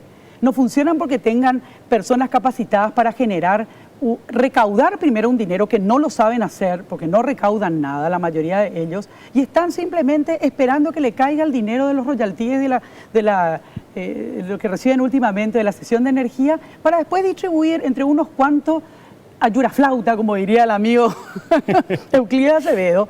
No digo que en todos los casos, pero tenemos 249 municipios, se está por formar el 250. Sí. Están a punto de generar el municipio número 250. Y muchos de ellos son 20 personas, sin ninguna capacidad. ¿Para qué? ¿Para qué? Para seguir generando ese sistema oprobioso que tiene este país. El sistema clientelista y prebendario que no nos lleva absolutamente nada. ¿Vos coincidís en que la participación de Andrés Rodríguez, la participación de Lino César Oviedo dentro de la estructura del narcotráfico... ¿Era solamente protección? ¿Era de protección? También la logística. Sí. Hablamos de la estancia del general Patricio Colmán. Era la logística, él proveía la logística. Ahí convergía toda la mercadería y desde ahí salían las mercaderías que llevaba Rico a Estados Unidos. Lo mismo ocurría con la pista esta, de la famosa pista hernandaria que aparece en el libro de Conexión Latina. Es la pista que administró durante años Carlos Barreto Sarubi. Esa pista la propiedad terminó en manos de Nelly Reyes Rodríguez.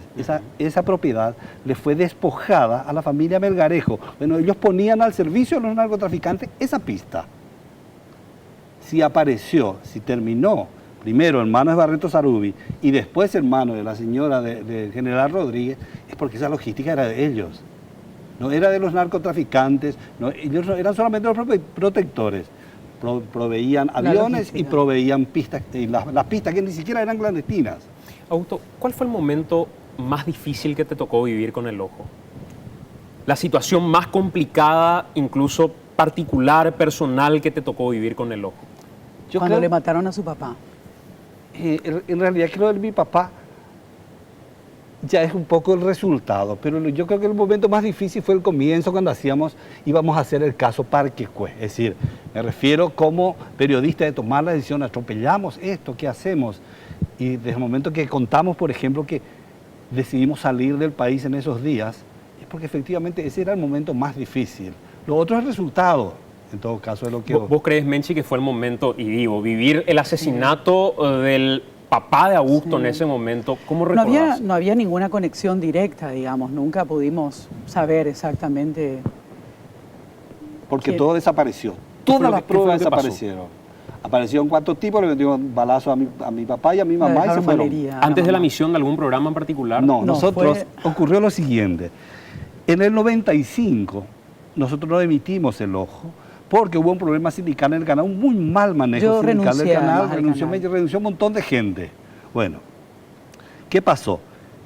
En un momento, estaba esperando a Guadalupe. Sí, ella estaba embarazada. En un momento, el canal necesita el regreso de Menchi desesperadamente porque venía el Festival OTI de la canción, por primera vez en Paraguay, y en ese momento, en Paraguay golpeaba fuerte, que necesitaban una conductora. Se probaron algunas del canal, obviamente, no, Menchi tiene que ser.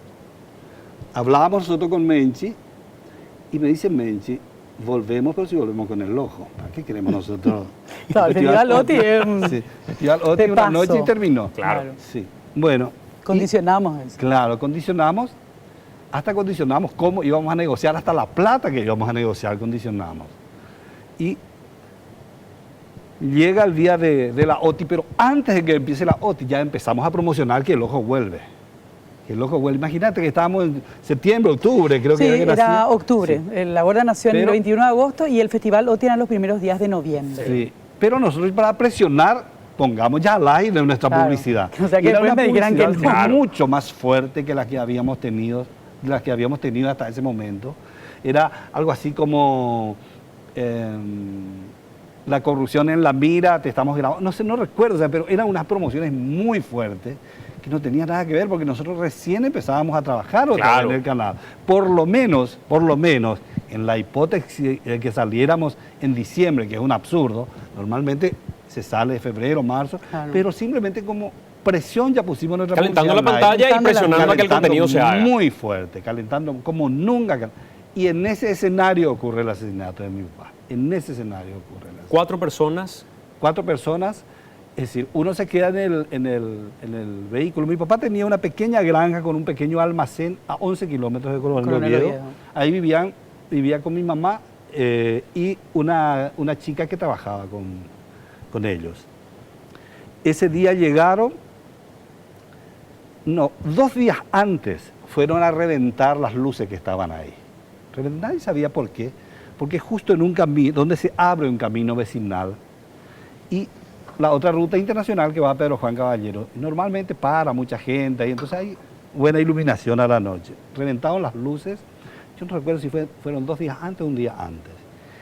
Y esa noche llegan tipo 8 de la noche, alumbran la casa con las luces del vehículo, bajan del vehículo, a balazos abren la puerta, porque es una puerta que es una casa de madera, y a mi papá le meten 2 tiros, un tiro en la aorta que lo mata, y a mi mamá le meten un tiro, recibe un tiro en el antebrazo y un tiro en la entrepierna.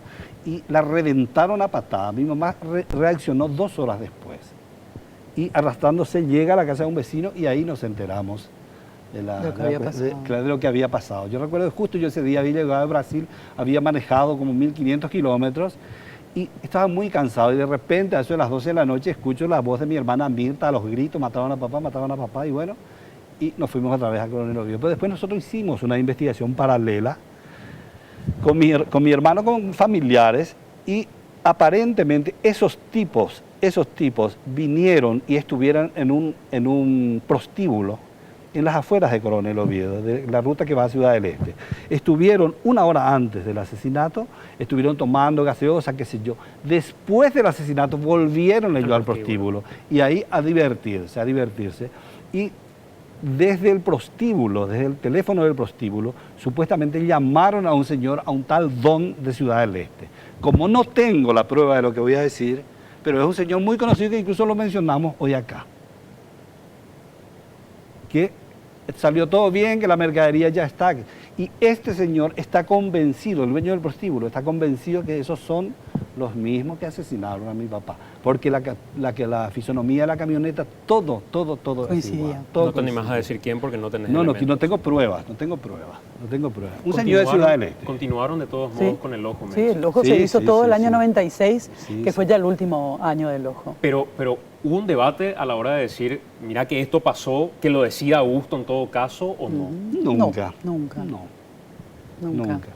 Es más, la situación es por ahí, hasta se puede decir anecdótica. Menche recibía todos los días amenazas en su casa. Todos los días llamaban por teléfono, llamaban a las hijas, diciendo, vamos a cortar un pedacito a tu mamá. Es decir, ella es la que daba la cara. De repente aparecía de cuando en cuando fugazmente aparecía en pantalla. Hoy se acordaban las nenas y me dicen, por ahí si te da la ocasión, contale a Santi aquella anécdota. Y fue realmente muy simpática. Hoy nos da mucha risa, en ese momento también después de que supimos qué era. Pero Óscar había salido y yo estaba con las nenas, las 2 nenitas chicas todavía, año 94. Y estábamos las 3 acostadas en la cama, mi dormitorio daba a la calle, ¿verdad? Entonces, en un momento dado, con cada una de ellas a mi lado, escuchamos un ruido fuerte en la ventana. Y lo primero que a mí se me ocurre decirles es, ¡cuerpo a tierra! Le grito.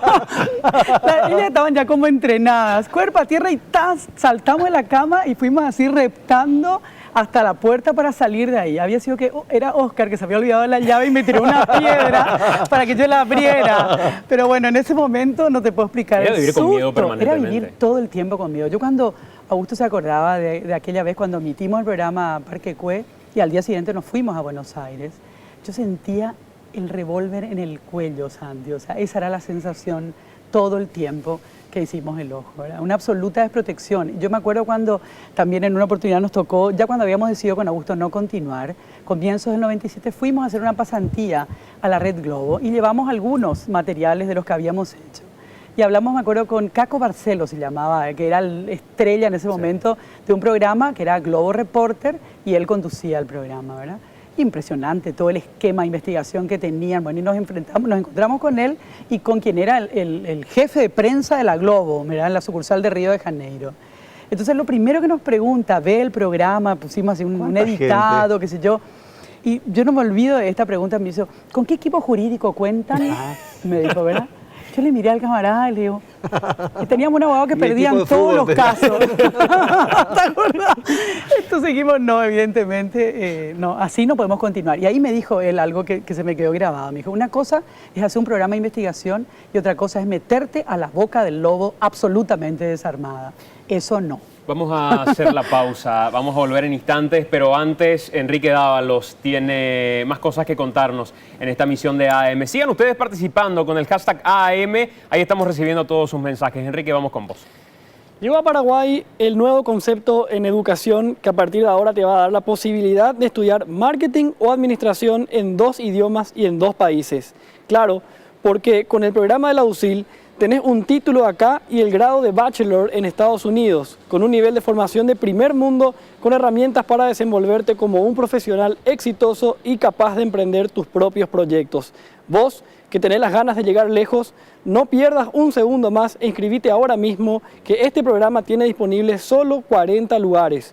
Llama al 2820-801 y da el paso más importante de tu vida. USIL Worldwide University.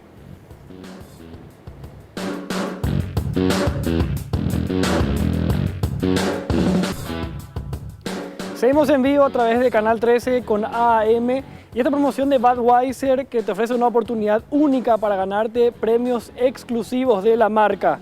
Y damos una manera de utilizar la aplicación del momento, Dubsmash, para dar a los fanáticos la oportunidad de armar su propio video con los temas de sus artistas favoritos que estarán en Asunciónico. Seguí a @Budweiser66, PY, desbloquea tu cuenta, elegí a tu artista favorito entre el playlist. Puedes elegir a Robert Plant, Jack White, Foster the People, Calvin Harris, Bastille o The Cooks. Encontrarlos en la sección Party o en el buscador como Mini Budweiser y postealo en Instagram con el hashtag MiniBud. Puedes ganarte alguno de estos premios: heladeras Marshall, Meet and Greet, speakers MiniBud, mochilas con speakers, auriculares MiniBud. Para participar, sí o sí tienen que seguir a la cuenta y desbloquear su cuenta para poder visualizar sus videos. Esta promoción de Budweiser a través de Servepar. Volvemos contigo, Santiago. Bueno, muy bien, muchas gracias, Enrique. ¿Qué fue el capítulo Zuni Castiñeira Rosati en la historia del ojo? ¿Qué capítulo es? Lo que más recuerdo es el absurdo de una censura previa. Era el primer programa. Era Sí, el primer sí. programa del Ojo del año 94. Llama La historia del narcotráfico en el Paraguay, donde tocamos 4 casos. Y uno de los casos era el caso Rosati. Entonces, ¿nosotros qué hacíamos? Revisábamos los expedientes. ¿Quiénes figuran en los expedientes? Fulano, fulano, fulano. Obviamente, cuando son nombres importantes, como el de Zuni, como el de Rodríguez, obvio que yo voy a usar en mi promoción. Entonces promocionamos. Claro. Claro. Es más, promocionamos, pero antes de empezar la promoción nosotros intentamos hablar con ella. Fuimos a la casa varias veces, intentamos hablar. No pudimos hasta que una vez nos recibe y grabamos nosotros la conversación. Cañijape, como se dice. Grabamos. Y no recuerdo si en la promoción pasamos eso, pero sí contábamos que grabábamos con micrófono oculto, qué sé yo. Incluso después eso provocó una llamada de Zuni Sí. que le llamó a Y hasta Menchi. ahora puedes escucharla en Sí, YouTube. Es muy divertida la llamada. Bueno, Hoy es divertido, Muy seguramente. divertido, Bueno, no tanto en ese pero momento. había personajes mucho más poderosos en aquel momento que se podía ver afectados por ese programa en sí. Pero la única que reaccionó fue ella. Hasta el punto que el hermano, que cuando me encuentro, me suele decir: a la puta, Zuni, no aprendemos ahí la prensa, cómo funciona. Así mismo. ¿Vos habías ido a la casa de Rosati? Yo en aquel estuve en la entonces, casa Menchi? de Adilson Rosati, fuimos con Augusto, nos citó. ¿Cómo fue, porque cómo fue la historia de esa entrevista? finalmente nos iba a recibir. Sí. Entonces nos citó en su oficina y llegamos. La verdad, Era fuerte. era fuerte estar ahí porque además uno entraba y estaba lleno de personas armadas sí. hasta los dientes. Entonces me dicen: el señor Rosati la va a recibir en su oficina que está acá arriba, en el 2.º piso. Bueno, vamos, subimos, estaba este señor ahí, entonces se acerca, nos saluda, empezamos a armar como para hacer la entrevista ahí y me dice: el señor Rosati no le va a dar la entrevista acá, quiere darle la entrevista en su casa.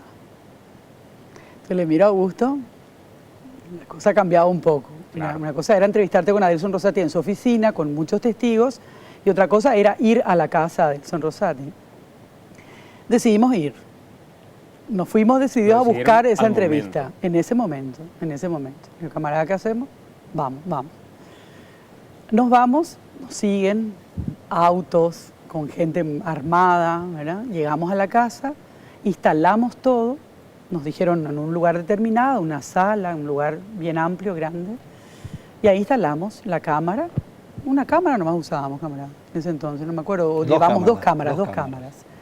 Y bueno, ya todo listo, con los solaperos, como para esperar el momento que él viniera, se sentara y empezáramos a grabar. Pero pasó un buen rato. Y después vinieron a decirnos que nos querían invitar a cenar y que nos quedáramos, que el señor Rosati estaba organizando un asado y que éramos muy bienvenidos. Y les dijimos muy satisfechos. que no, que muchas gracias, pero que nosotros teníamos otros compromisos y que apenas terminábamos de hacer la nota, Teníamos otro asado con Miami. teníamos que salir de Pedro Juan. En realidad era ya de noche, Sí. porque se había hecho, habían pasado las horas, toda esa dilación que hubo ahí, primero en la oficina, después en la casa, no fue inmediato, hasta que finalmente, bueno, grabamos la entrevista. Y yo creo que también el enojo de Zuni vino por el lado de que en la promoción que se hacía del programa se usaba una tapa de una de estas revistas, no me acuerdo cuál, creo que era Cartelera, una de estas donde ella salía con el hijo, ¿verdad? Y se usaba esa tapa en la promoción, ¿verdad? Y el hijo de ella con Adilson estaba en ese momento que nosotros grabamos la entrevista, pero por supuesto que al niño ni lo miramos, o sea, el niño no era nuestro objetivo ni mucho menos, ni hicimos tomas de él, nada. Pero ellos hicieron la deducción de que nosotros teníamos tomas del niño en la casa, era nada más alejado de la realidad. A esa grabación. Y por supuesto también presionaron para que reveláramos qué había ahí, pero no había absolutamente nada más que la entrevista con Adilson Rosati. ¿Les llegaron a hacer desaparecer materiales en algún momento? Varios. ¿Sí? Uno en particular me acuerdo, cuando hicimos aquel primer material, me parece que vos no estabas o ya estabas ahí, camarada. El caso. El caso de los famosos camiones cisternas que eran ordeñados, ¿verdad? En la zona de Villa Elisa. Habíamos hecho un operativo impresionante con camaritas por todos lados. Yo me había disfrazado, sin lograr el objetivo de que no me reconocieran, porque me acuerdo también, me había puesto una peluca negra, anteojos, hacía frío ese día. Yuyera. Era una especie de yuyera media rara en realidad. Con un tapado así, alzándome la solapa para pasar desapercibida, y no me voy a olvidar nunca, porque en medio de todo eso, en un momento dado, tengo que acercarme hasta el camión cisterna, y sale un chico que venía por ahí y me dice, Menchi, ídola, me dijo, ¿verdad? Adiós mi disfraz, todo, no sirvió de nada, bueno. Ese material entero desapareció en el canal. Acá lo desaparecieron. Acá, desaparecieron. Y Supimos, no tuvimos programa porque yo no tenía nada. Pero después supimos quién borró. quién borró. ¿Quién borró? Sí. Esto ya está en el infierno. Sí, Ya está en el infierno. está en el infierno. Sí, alguien que trabajaba ahí. Acá y recibió una plata, Sí, directamente. recibió una plata. Eso ya nos enteramos juntos. Sí, exacto. Años ¿Periodista después. o directivo? No, estaba era en un operaciones. técnico, Estaba en era operación. técnico, sí. Y fue hasta el cassette, lo desapareció. Borró el material, borró todo, el material. borró todo lo que habíamos grabado. O sea, durante semanas se había hecho, porque se había hecho un seguimiento, y nos quedamos sin nada, Santi, así, nada. ¿Qué hicieron con el programa ese día? No me acuerdo, si inventamos alguna cosa, pusimos un programa que ya se había emitido, una cosa así, y contamos lo que había pasado. ¿Por qué terminó? Molas era el apellido. Cierto. Sí. Molas era el apellido de la persona que borró. ¿Y lo habían echado del canal después de eso? No, creo ¿qué que lo van a condecoraron. echar? ¿Sí? Le dieron un premio y todo. No. Años después nos enteramos que había recibido 9 millones de guaraníes Sí. por hacer el trabajo. Porque la propia persona que negoció con él nos contó. Porque encima manipularon de tal manera que aparecía un emblema. Entonces, el tipo parece que fue a convencerlo de que era una denuncia contra el emblema. Y el nada que emblema era ver. víctima. Claro. Claro, al emblema le estaban chupando el sí, combustible. Claro, al emblema le estaban chupando combustible. ¿Alguna vez tuvieron problemas con la dirección misma o con niveles directivos diciendo, señores, están comprometiéndonos, ¿Al canal? esto se acaba? No, jamás. Nunca. Mira, una vez nos acordábamos con Augusto de eso, que también fue muy gracioso, porque obviamente los anunciantes se iban yendo, Santi, ¿verdad? Se iban yendo porque eran temas complicados, eran temas... Y acordate que estábamos viviendo un momento económico-financiero complicado en el Paraguay también, ¿verdad? Ese año 94, los cierres de los bancos, la doble contabilidad, te caía la conjunta. Estamos hablando de cosas que hoy ya... Bueno, no sé si han desaparecido del todo, digamos, pero bueno, en ese momento era mucho más fuerte. Entonces empezaba la presión a las empresas, ¿verdad? Que como la mayoría todavía tenía alguna que otra cosa no muy clara, entonces empezaban a presionar desde el propio Estado, desde la propia administración del Estado, decir, mira, no te conviene seguir ahí, entonces se iban yendo, ¿verdad? Y vos sabés que hacer un programa de investigación es costoso, es muy costoso. Entonces nos íbamos quedando cada vez con menos oxígeno, hasta que una vez, me acuerdo que me encuentro con López Moreira, que era el director del canal en ese entonces, y me dice, men, nos queda un solo anunciante. Yacyretá. ¿Quién es? La entidad binacional Yacyretá. Le digo, bueno, te cuento que el próximo programa se viene una denuncia fea que hay contra Yacyretá, así que le digo, ¿qué hacemos? Y me dice, bueno, metele. O sea, realmente hubo apoyo, hubo muchísimo apoyo del canal. ¿Por qué terminó el ojo? ¿Cuál es el motivo por el cual el ojo no... En realidad que muchas veces dice, nunca nos censuraron a nosotros, nunca nos a nosotros en el canal no. Nunca, jamás. Nosotros en realidad llega un momento en que... Estábamos podridos. Claro, estábamos podridos porque nos investigaban a nosotros en vez de la gente a la que nosotros denunciábamos. Santi, nosotros habíamos citado al Palacio de Justicia días de por medio, claro. ¿verdad? Ahí íbamos, siempre querían saber quiénes eran nuestras fuentes, ¿verdad? Eso buscaban. Nosotros le decíamos, íbamos con una copia del programa y le decimos, acá está, esto es todo lo que sabemos, si les sirve, ¿verdad? Lo que se emitió es exactamente lo mismo que les traemos ahora, nada más. No van a sacarnos quiénes son las fuentes, o sea que están perdiendo el tiempo. A veces nos hacían esperar horas. Después te decía, el juez no le va a poder atender porque está sobrecargado de trabajo. Te hacía perder el día. Otro día te hacían citar a Ciudad del Este. Otro día a Concepción. No te dejaban trabajar. En aquella ocasión, Zuni no había conseguido que levanten el programa. Sí, consiguió claro. Que se retrase un recurso de amparo, el capítulo, y después finalmente salió. Claro, pero lo que pasa es que el director en ese momento se había asustado. Titito se asustó en ese momento. ¿Cómo consiguió Zuni eso? En la justicia. Un juez loco que apareció. No operando exclusivamente con la dirección del medio. No, nada que ver. Pero el director se asustó con eso. Pero Leo Coa era obsesionado con el loco. Yo no sé por qué, pero él era obsesionado con el loco. Y decía, no, vamos a meterle así mismo, esta hija de puta la vamos a dar una contrademanda por daños y perjuicios. Vamos a meterle. Y metió una no sé cómo se llama eso, una querella por daños y perjuicios, una cosa así. Claro, porque eran días que vos perdías dinero. O sea, si vos no emitís un programa, vos tenés que cumplir con tus anunciantes. Menchi, ¿y cuántas veces más te encontraste después con Zuni y cuál fue el tenor de esa conversación? La verdad es que tuvimos buenas relaciones, nunca. Pero yo en particular no tengo ninguna relación con ella. O sea, yo nunca tuve una relación con ella, nunca. Pero nos cruzábamos en el canal muchas veces. Nos hemos cruzado y es un hola, ¿qué tal? Sí, no me queda otra opción, ¿verdad? Pero la verdad que no me interesa. De nuevo el llamado de camarada diciéndote, hagamos el loco. Algunos intentos por ahí. No, yo le dije, ¿por qué no hacemos unos culos intentos?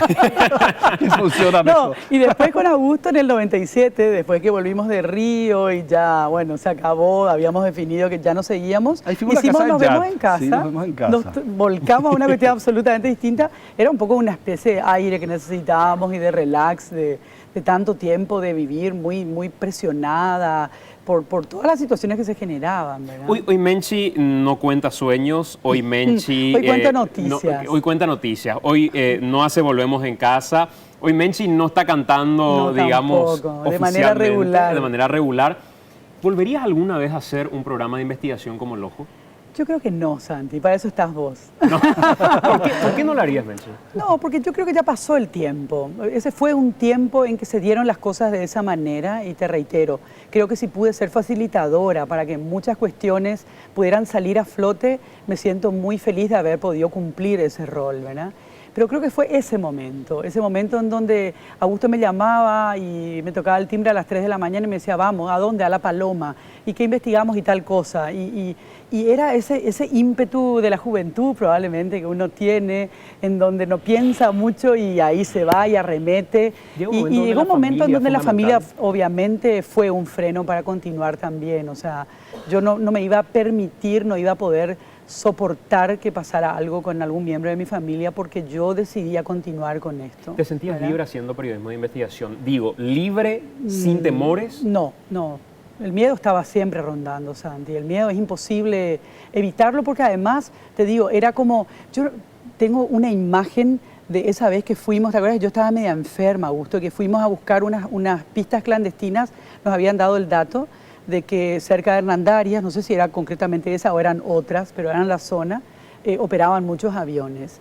Y yo me acuerdo que finalmente Augusto me vio tan mal, porque yo estaba con una gripe de esas de caballo, que me dijo, men, vos así, pues ya habíamos llegado al lugar, me dijo, a vos te mandamos con el móvil, andate a Ciudad del Este y vamos a hacer nosotros. Cuando vinieron y me contaron, era agazapado así entre las malezas, Increíble. ¿entendés? O sea, después hubo días en que nos pusimos en medio de la jungla, del bosque más cerrado en la zona del Pejú, escondidos detrás de árboles, esperando que pasaran los camiones con los rollos o alguna otra cosa más. ¿Verdad? Siempre con la sensación de tener ahí, de estar cerca del peligro permanente. ¿Verdad? Ahora, Es complicado. la familia en todo esto, decís que fue fundamental.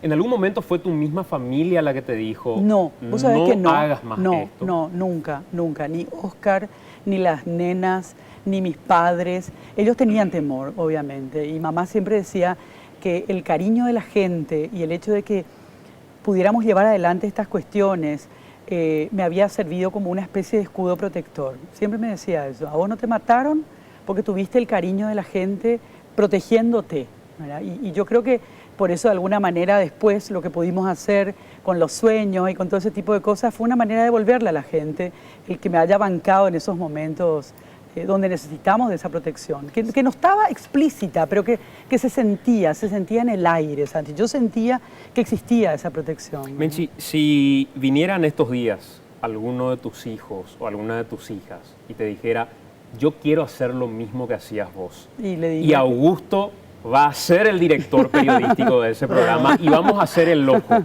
¿qué dirías? Yo no podría de ninguna manera decirle a mis hijas, sobre todo tengo una hija que es mi hija mayor que está estudiando periodismo. Anduvo 6 años dando, ¿viste vos? 6 años dando vueltas por el mundo y volvió y se dio cuenta que era lo que le gustaba hacer. No sé si el día de mañana va a decidir hacer periodismo de investigación. Tampoco le voy a decir que no. Le voy a transmitir mi experiencia, mis miedos, mi incertidumbre, pero finalmente va a ser su elección, ¿verdad? Y creo que eso... que decidir. Y probablemente... No, le diría que sí. ¿Sí? Esto es muy fuerte, Santi, es muy fuerte. Y yo le entiendo a la gente que empieza a hacer una investigación y que puede ir atando cabos y que puede ir desnudando una realidad. Yo entiendo cuál es, digamos, la obsesión que hay detrás. ¿Por qué la investigación perdió tanto terreno en la televisión?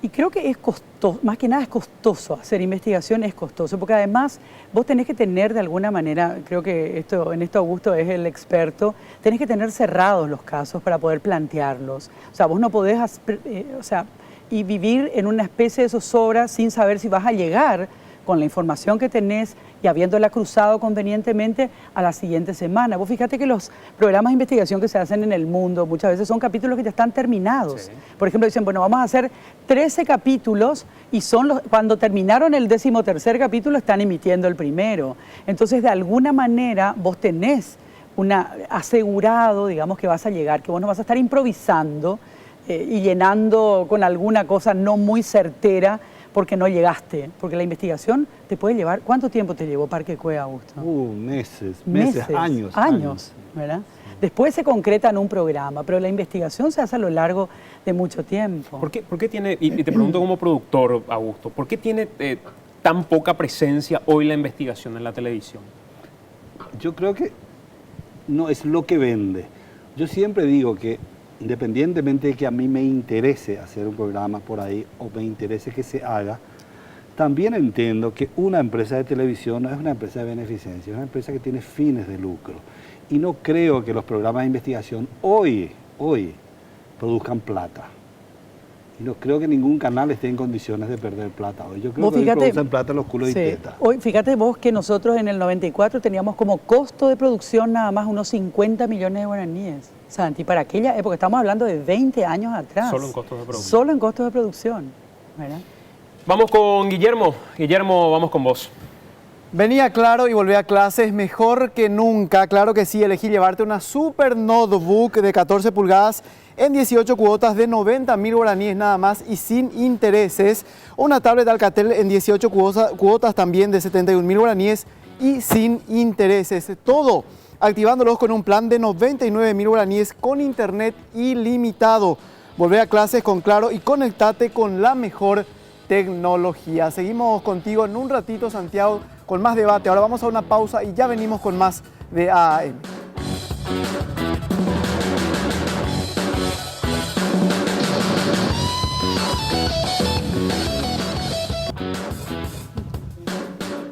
Once de las 11, ya estamos sobre cierre de esta edición. Les recuerdo que estamos de 2 a 4 de la tarde, de lunes a viernes, junto a Enrique Dávalos en la edición radial de AM a través de Cardinal 7:30 AM. Ahí los esperamos con AM en su versión radio.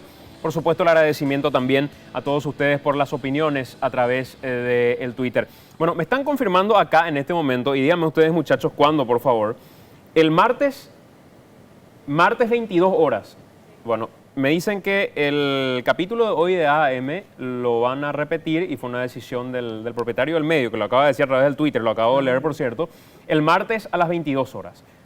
Martes 17 de marzo, 22 horas, va una repetición de esta edición de hoy de AM, que no estaba prevista, pero por lo que veo ahora en redes sociales, fue una decisión tomada por el propietario mismo del medio. Augusto, te agradezco muchísimo por estar acá. La verdad, para mí es un privilegio poder contar con gente que hizo periodismo puro, duro y de verdad en un momento jodido y complicado. Y hace mucho tiempo lo queríamos hacer. Hoy es un gusto que estén los dos con nosotros en el programa. Así que gracias por estar con nosotros y espero que te hayas sentido cómodo, Augusto. Espectacular. Solo con la cerveza que me prometió, no vi la cervecita que me dijeron, ahora no llegó. Sí. Como la cervecita, esa, la bramita. Me hace acordar del Cabernet pediátrico de Olmedo. La retornable. De Olmedo, ¿te acordás del Cabernet pediátrico? Gracias, Augusto, por venir. Gracias a ustedes, gracias. Muy a ustedes. amable. Menchi, de verdad es un gusto poder tenerte gracias acá. A vos, sabes la gran Andrés. admiración que te tengo, sabes Igualmente. el gran aprecio que te tengo y sobre todo el respeto. Así que gracias por estar con nosotros. Muchísimas gracias a ustedes. Siempre es un placer volver a recordar esos momentos que me marcaron definitivamente, tanto en lo profesional como en lo personal. Así que yo le debo mucho al ojo y a este señor que está aquí, que me animó muchas veces a llevar adelante cuestiones bastante intrépidas, pero que creo que sirvieron finalmente para como una especie de sedimento de lo que vendría después. Hay mucho para hacer todavía, hay mucho por hacer, pero bueno, se están dando pasos interesantes y sobre todo hay más ciudadanía. Sí. Hoy creo que la gente se siente menos sola también, Augusto, porque en aquel momento era más difícil la cosa en ese sentido, ¿verdad? Eran los primeros pasos que dábamos después de tantos años de dictadura, entonces todavía no entendíamos muy bien cuál era el rol que teníamos como sociedad. Y hoy creo que eso se está moviendo, estamos viendo pasos importantísimos que se dan en esa dirección y eso es lo que hace que las cosas puedan seguir saliendo a la luz y que, bueno, que empiecen a caer los responsables de estos hechos ilícitos. Gracias, Menchi. Gracias a vos. Nosotros estamos muy contentos también porque antes del programa estábamos hablando con Menchi que tenemos una gran admiración hacia vos. De verdad. De verdad. Por eso le dije igualmente. Gracias, Menchi. Gracias a ustedes por acompañarnos, gracias por ser parte de AM en esta edición domingo. El martes, reitero, la repetición del programa a partir de las 22 horas por Canal 13, por supuesto. Gracias por acompañarnos, gracias Cervepar, gracias Claro, gracias a Lasca y gracias a la Universidad San Ignacio de Loyola por estar con nosotros confiando en AM. Hasta el próximo domingo a través del 13.